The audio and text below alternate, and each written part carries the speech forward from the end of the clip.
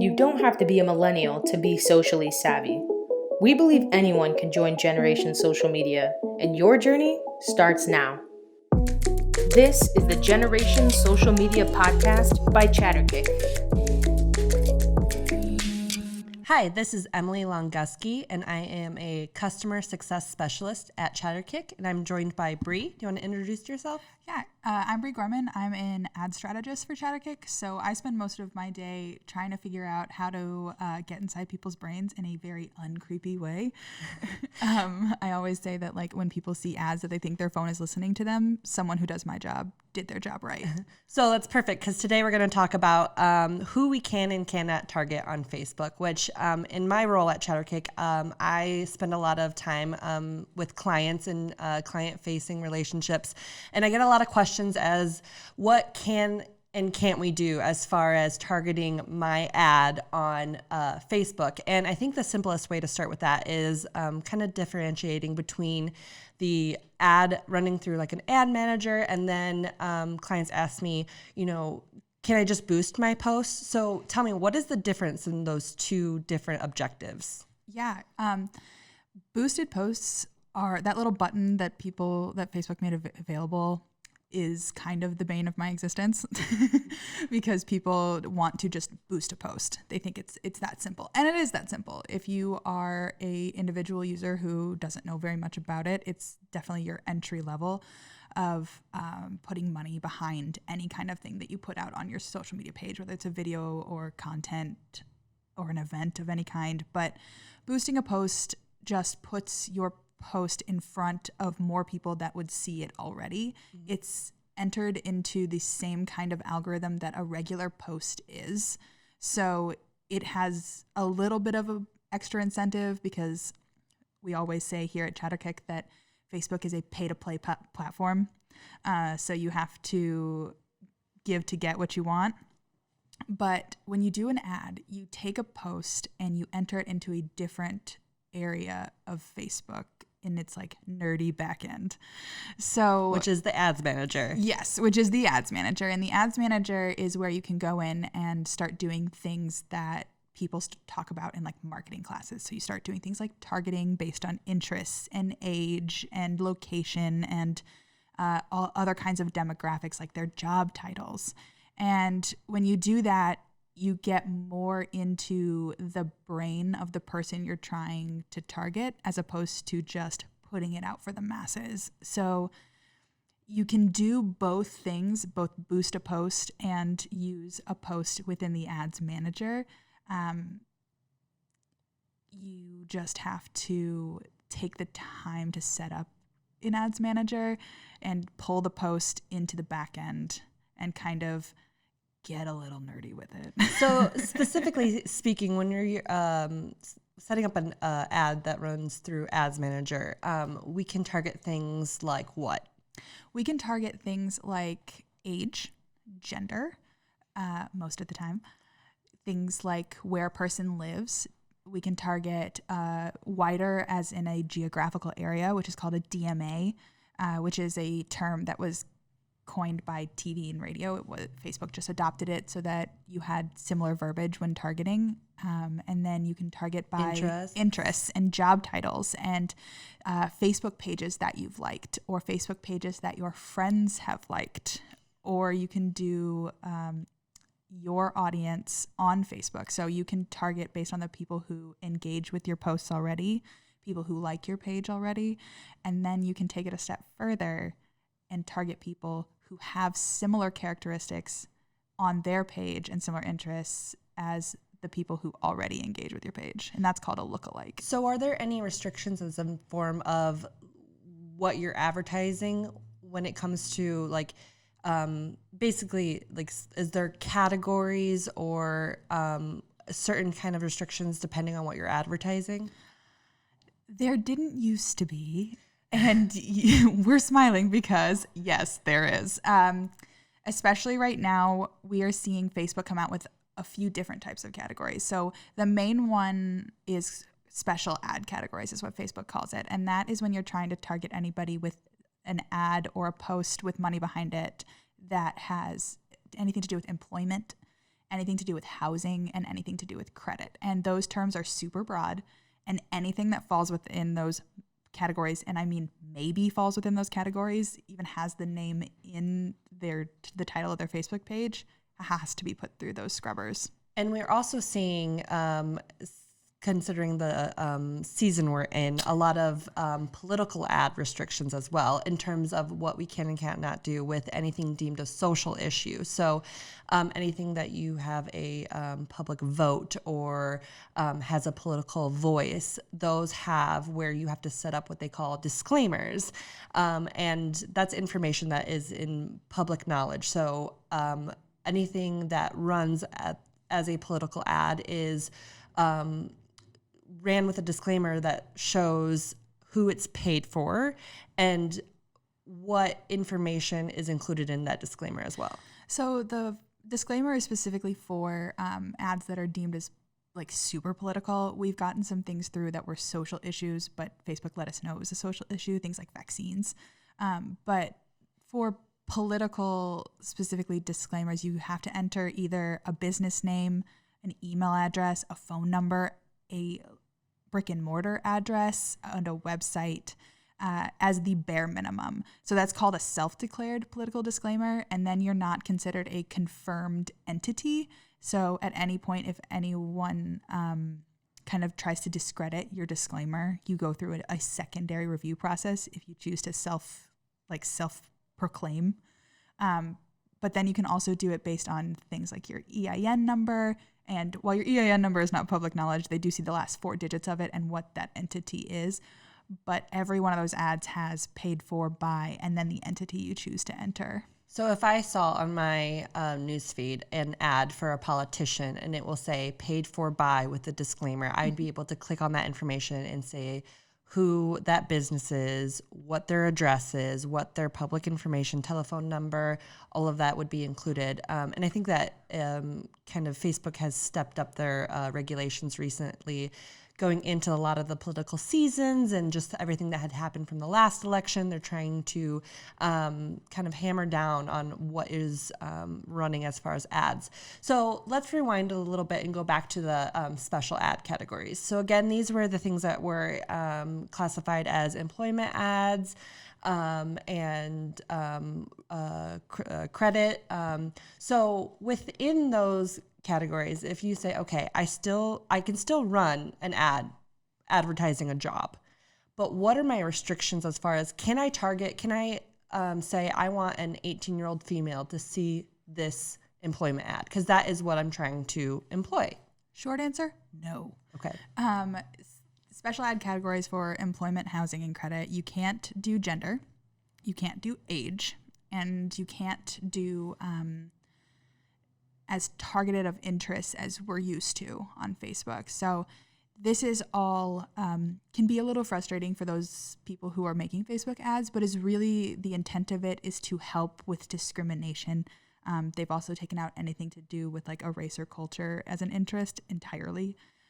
Anything that they deem could be a race or cultural Facebook group or interest, they've just entirely removed. So you can't target 18-year-old females because then you're discriminating against 25-year-old males or 65-year-old women as far as Facebook is concerned. And Facebook, with all of these restrictions, is kind of covering their butt.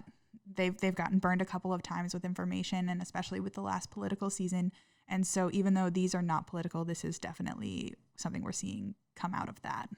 And we've kind of worked, not around it, because we also have to, of course, abide by the Facebook rules, but there's certain ways we've kind of worked through these scenarios in this category, as in terms of, for example, we've gotten maybe a customer leads list, and we want to run a employment ad or a mortgage ad based on customer leads, and we can still upload that list into Facebook to target, but it's kind of up to Facebook to determine if that list is going to be optimized or not.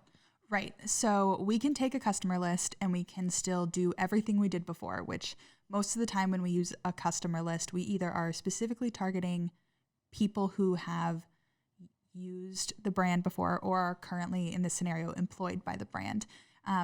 But then there's the other category that we do, which is when people are trying to recruit, they want people who look like and are similar to those who are already employed, which is normally what we do with a customer list. We create that lookalike audience to target those who are probably most likely to come and work for that company. And so what we've done currently is we've gone through the whole process we would normally go through. Make the list, make the audience, target it down as precisely as the customer wants. And then we pull it up and make it side by side with the Facebook special ad category audience. And then we make a special ad category audience that looks almost identical to that. And you have to do it this way because you can't save audiences in special ad categories, and you can't use saved audiences. And that's something that they're trying to make sure that you're not sneaking people by them that are within these categories. They don't want you to upload a list that is specifically 18-year-old females and then make a lookalike of that so that you're only targeting 18-year-old females, even though you can't do that. So you have to kind of get a little creative and really hone in on those interests. And then your copy, your creative, and the website you're directing to on these ads is really going to get you the kind of customers or the kind of employees that you're looking for. So making creative that would appeal to the target audience you're looking for is how you're going to have to target specifically that small group within this larger group that Facebook is going to offer to you. And we've seen these ads be flagged in categories in terms of what's written in the caption and even content, which is a little bit surprising, but things such as video still get flagged if they are deemed as being anything relevant to these categories. They're flagged, and the Facebook platform tells you that it's a special category and you have to adjust accordingly. Correct. So we have seen as far as anything from the word job or work or come work here in the copy, so like in the caption, be flagged. And we've also seen a word in a video talking about where they work or coming to work here and why it's great. So Facebook's doing double time on these. And the way you upload Facebook ads, most of the time you submit an ad for review. So you make the whole thing, you put in your target audience, your copy, your creative, and then you submit it for review, and Facebook approves it or denies it based on their advertising policies. With special ad categories, because you have to like check a special box even before you submit it to deem it as a special ad category, you can't even submit it for review. It gets flagged before the review process, and it tells you can't even try. So there's no way around it. There is no way around it. And Facebook is doing this for the better, but it's just a learning process for all of us to best serve our clients what they are trying to get out of their Facebook ads and therefore also their Instagram ads. And with that, we've had clients that come to us and they have kind of a small target audience to where maybe that they are specifically trying to cater to a group of 10 people. And they've come to you and said, can I target these 10 people's home address? Inside the special ad categories and outside of it, what is your answer? Inside the special ad category, no. Technically, I could enter the address into the location, but I cannot narrow down the mileage radius close enough to target a specific home. You can't go lower than 15 miles on certain ad categories and 25 on others. And that is to protect individuals from being specifically targeted or to only target certain areas of the country, world, from trying to employ people of any kind of gender, race, or social class. So, but with outside of the special ad categories, as creepy as it sounds, I can get within a 1 mile radius of someone's home. And I normally do not encourage people to get that narrow with a target audience of 10 people in 1 mile radius of their homes, because then you're not going to get your ads entered into what's called the Facebook auction in a way that's going to get your ad seen even by the people you are targeting. Because it's a formula. It's a formula. The algorithm is a formula of how much money you're spending, how good your ad looks. So what does the copy look like? What does the creative look like? The URL you've put on there, when you click through it, is the website readable? Like it doesn't load to one of those 404 page error problem sites. And then it's also relevancy. So, and that's kind of your weird third cousin of ads, because you can't really plan for relevancy other than really knowing your target audience. But those three things make up whether a person sees your ad or not. And so Facebook has written all over all of their blogs that their whole goal is to serve the right ad to the right person at the right time.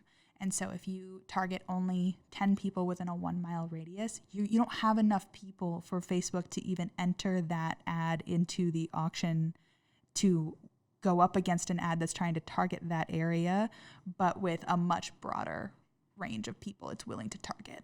So I think a big thing that comes up on a daily basis when we're discussing ad categories is not just the audience size, because it varies depending on the product that you're trying to promote or the service you're trying to promote, but also the quality versus quantity of it all.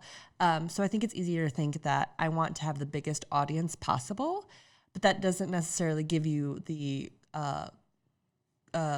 good enough quantity of a user. So how do you determine when you're trying to sell a product that's, like a HelloFresh meal or something like that? How do you determine what your audience would be based on the product? Well, that's easy. I just target you. So what you do is you start thinking about your audience like people instead of like a number ticker. Facebook, when you enter in your audience, you enter their ages, you enter, if it's not a special ad category, you enter what location you want to target, and then you start entering interests. Facebook is going to let you know whether your audience is too broad or too narrow with this, what looks like almost a speedometer or like a credit karma dial of red, green, and yellow. And it's too narrow, too broad, or just right. And there's a lot of factors in there that weigh in on whether something is too broad or too narrow. So with HelloFresh, you'd want to target people who, stereotypically speaking, of course, are probably in that like 25 to 40 area, people who have showed interest in things. I would do anything that has to do with a mom group or a dad group or single parents, especially single parents, because that'll save them time cooking dinner.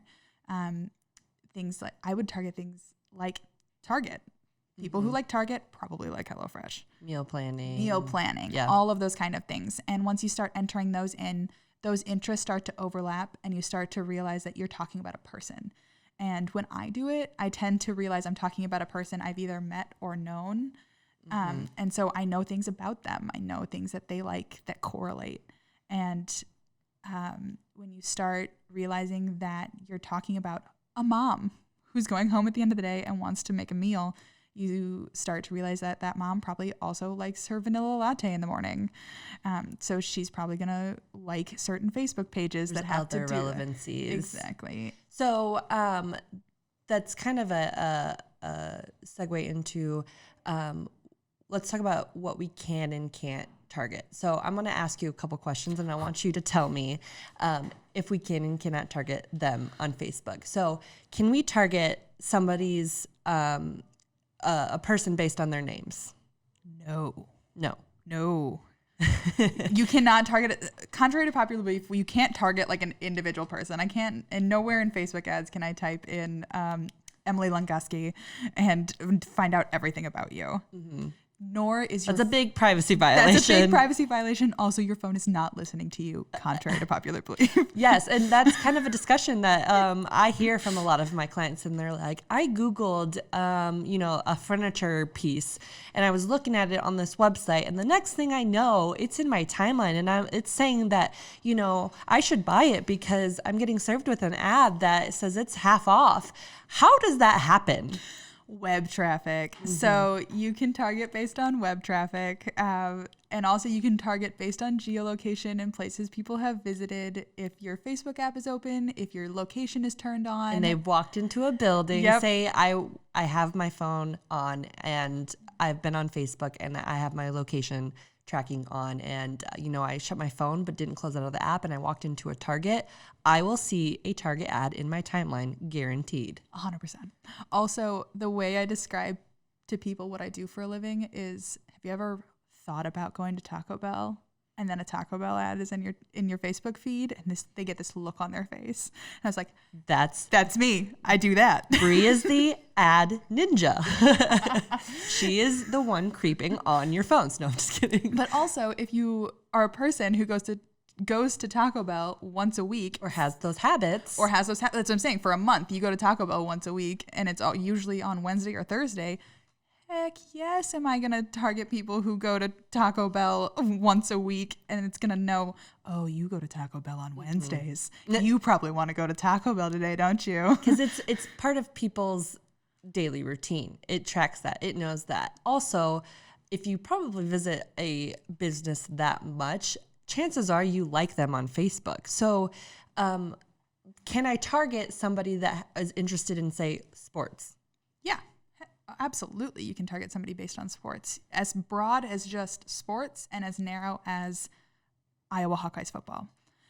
So those interests on Facebook are based on Facebook pages and Facebook groups and things you've shared and liked. So those are what we call interest groups. And so you are grouped with people who also like those things. And so if you're a person who likes Iowa football, you probably also like Iowa basketball. So you start to find these correlations and trends between the different things, but you can go as broad as you want, you can go as narrow as you want, as long as the Facebook interest group is over 1,000 people. That's kind of the threshold for whether the interest is deemed relevant. So some of smaller schools and stuff don't show up, but most of the Big Tens, the D1s, sometimes even D2s show up. And that's a big thing too. The audience has to be big enough for us to add it into a category to target. Correct. We have many times been asked, can I target this specific group of people in my town? Because there's something going on that they want to bring them in, or on the opposite side, because you can do this, exclude those people. And if the group is not above 1,000 people, we can't. That's kind of the threshold that we enter in the different variations, because there's this little search bar that you're entering in every combination that could be this group of people. And if it doesn't hit that threshold, it's just not possible. But you can build an audience based on that interest to look like that, made up of probably different things, different interests. So we'll look at that group maybe and say, okay, that's not, enough people, but that the people in that group have particular, interests or likes, and we can kind of make a faux audience, if you will, based on that. Right. The easiest way that I do this to get what a client wants without having that specific interest available is I take a look at what the category is they're really trying to look for. So they're looking for sports, right? But they want to target a university that only has 1,000 students total. So they can't target that university in general. I can change it to, I move the geo-targeting, the location of the ad to that university, and narrow it down, and then have the interest be university, higher education, college sports. And so they look like exactly the audience that you were trying to initially target but couldn't because they weren't big enough. Correct. It's kind of the back way of getting the same people without targeting specifically that school or that sporting event. So since this is Generation Social Media Podcast, one thing we look at is the user habits. And we have a screenshot of a single mom in her early 30s. And I think what would be interesting is if we take her habits on her phone. So this is a screen capture of things that she, her usage basically. Right. And what I found interesting is that out of the complete week, so this is a screenshot of the last 7 days. Her total usage on her phone was 18 hours a day, and about 18 hours a week. Sorry, thank you. that'd be impressive. But 18 hours a week and about 3 hours a day. And I know this person specifically, and I think that is probably a little bit lower. But what's surprising to me is for a woman in her early 30s, Facebook was not in any of the top 5 usage platforms. What was, though, is Instagram. So how do we target her for a product? Say we want to sell her, a certain furniture or ad about laundry detergent. How would you go about knowing that, say, her most used platform is Instagram? She spends 5 hours a week on Instagram. How would you target her? Let's start with fun fact. Instagram is owned by Facebook, for anyone listening who doesn't know that. So when you're setting up an ad within Facebook Ads Manager, that's also where you set up ads for Instagram. It's the same place. And so you have the option to target specifically through Facebook Ads Manager to the Instagram platform. However, I probably wouldn't target directly to Instagram. I would leave Facebook as an option because then you also get things like the audience network, and Facebook's audience network takes an ad and disseminates it into all of the different places that Facebook has a friend. So these are different websites that your ad can go on that are not Facebook. So you never really want to rule out that, and you also don't want to rule out Facebook's video platform, because everybody ends up seeing Facebook videos somewhere, and then you can get in stream. But I would probably make the creative and the copy and insert a hashtag in there for somebody of that age range anyway, because women in their early 30s are one of those groups of people. They're what are they? They are millennials, but they're the mid-level millennials. So they're straddling a lot of different social platforms. They went through the Facebook phase where Facebook was all we had. Yes. This was all we had, people. And some of us only had it because we were the only people allowed on it in college. But they also have Instagram because that's where they post pictures of their kids, and that's where they follow the influencers in their area, and that's where they're following fashion brands and different types of deals.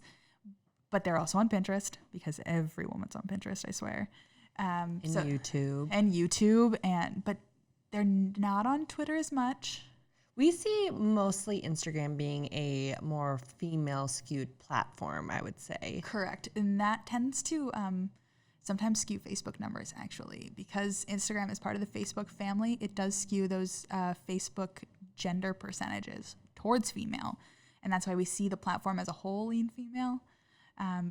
But it's definitely more female, leaving out that everyone in the Gen Z age group is on Instagram more than they're on anything else.